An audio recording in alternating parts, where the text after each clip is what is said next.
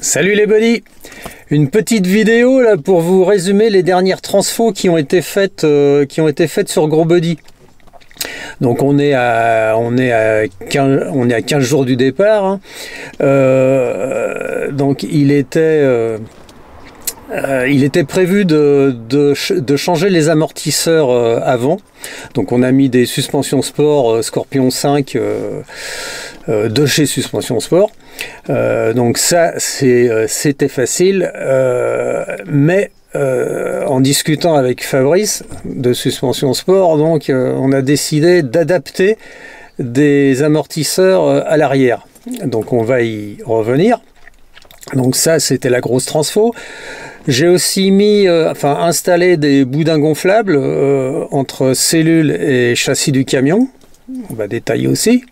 Et puis il était prévu d'adapter un gros alternateur aussi. On va voir aussi. Voilà. Le petit clin d'œil, je vous fais cette intro de l'intérieur de la Cadillac 57 rose qui est à 5 mètres de Gros Buddy. Voilà. Bisous, on y va. Donc voilà, on est à l'arrière du camion. Bon, vous m'excuserez pour la qualité son de la vidéo. On n'est pas loin d'une rue qui est assez passante, donc il y a des bruits de voiture de temps en temps. Bon, ça n'empêchera pas. Voilà, donc si j'avais voulu faire un super titre genre putaclic, j'aurais dit sur cette vidéo, on va faire une histoire de cul. De cul du camion. Donc, je vous disais dans l'intro que dans les modifications j'avais apporté, il y avait celle des boudins gonflables entre châssis du camion et châssis de la cellule. Donc, je vous montre les deux boudins gonflables, un de chaque côté de part et d'autre du ciseau, hein, qui sert qui est le point mobile du châssis cellule 3 points. Donc ce sont des boudins aftermarket de Jeep Cherokee. Donc j'en ai mis, au départ je voulais les relier tous les deux. Et puis après je me suis dit, si je les relie tous les deux, en fin de compte, ça va pas empêcher les mouvements de la cellule. Bon, ça va les freiner, mais ça va pas les empêcher, parce que quand un boudin va s'écraser, l'autre va se gonfler, et puis ça va freiner un peu le mouvement, mais guère plus. Donc je les ai mis séparément. Ils se gonflent avec deux valves auto. Bon, c'est moi qui détermine la pression de gonflage en fin de compte. Hein. Et donc le but est de freiner les mouvements cellules suivant la qualité de roulage.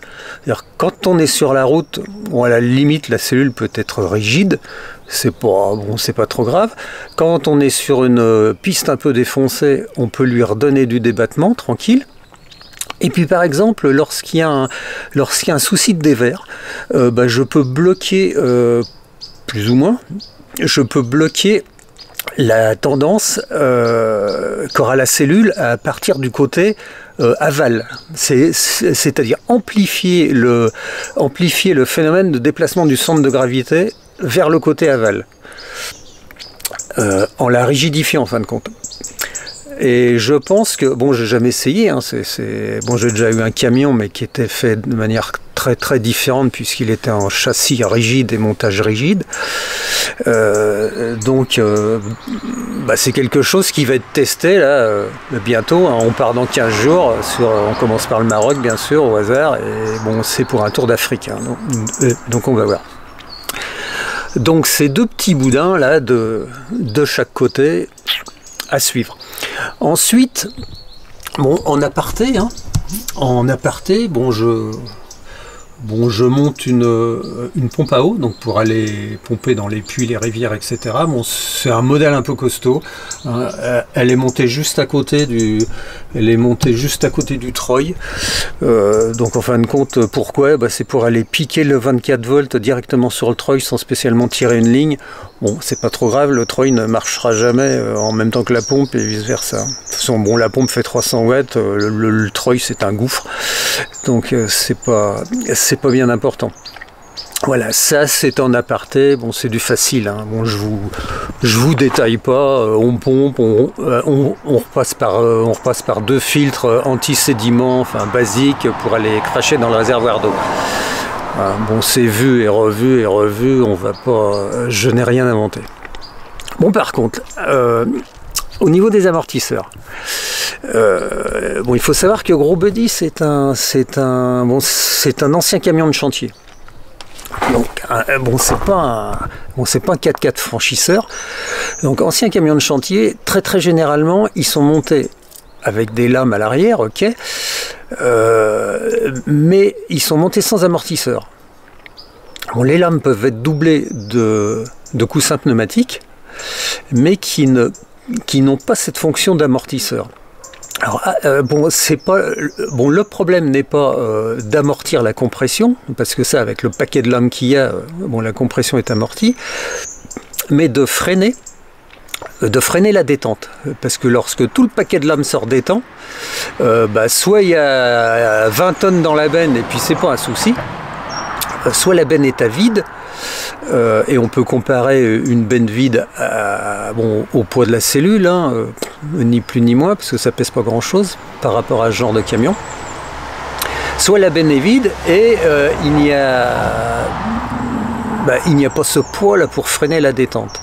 Donc on n'est pas dans le coup de raquette qu'on pourrait avoir sur un véhicule léger, mais on ressent quand même le rebond.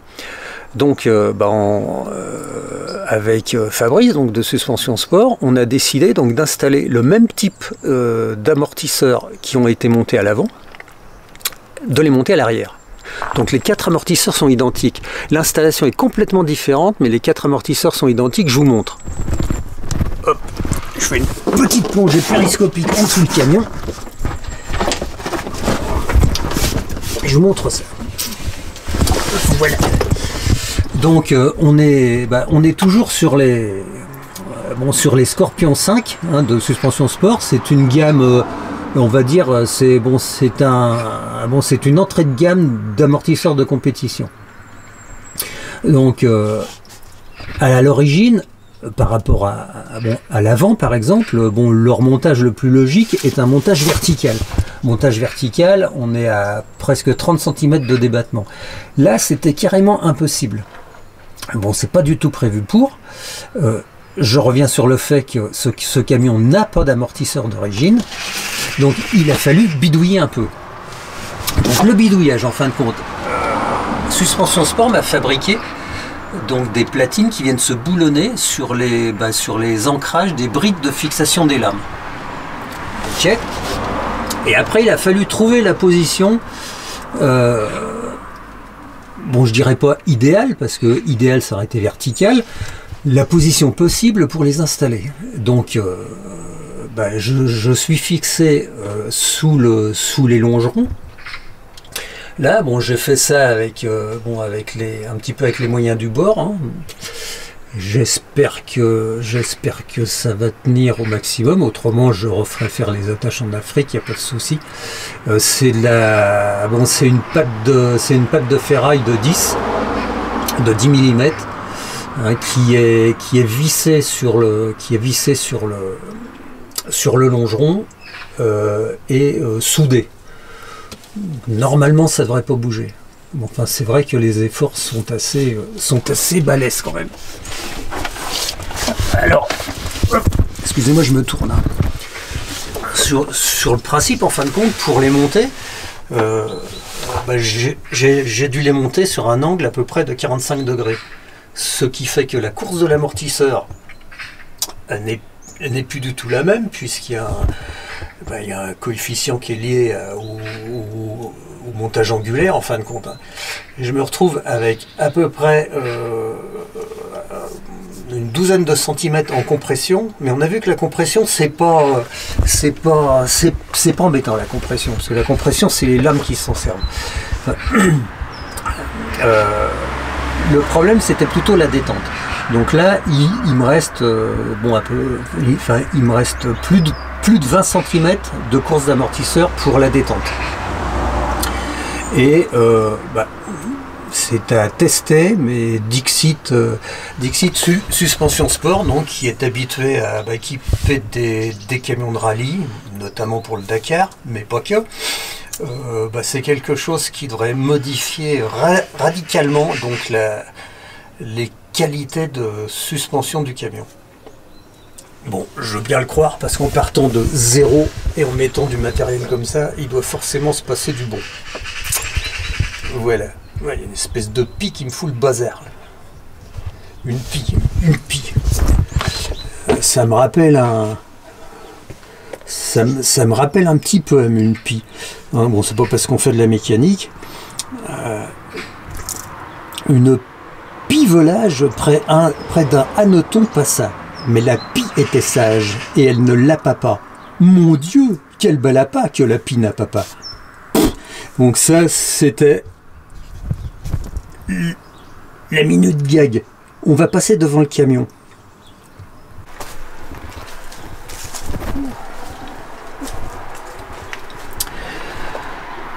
Donc voilà, lorsque je vous parlais donc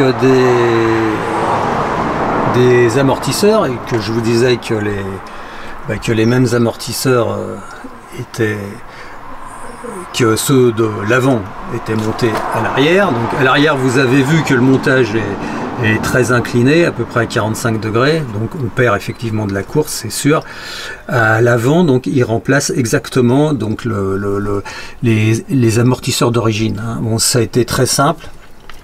Bon, à l'avant, le montage a pris un quart d'heure en gros. Hein.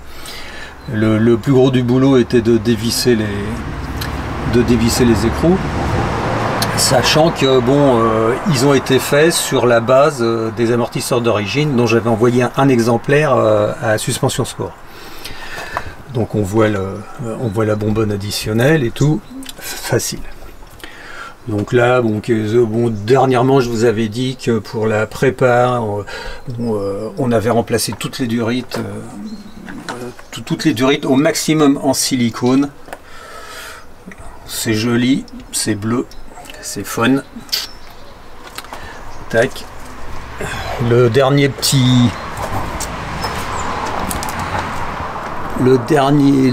petite adaptation, transfo.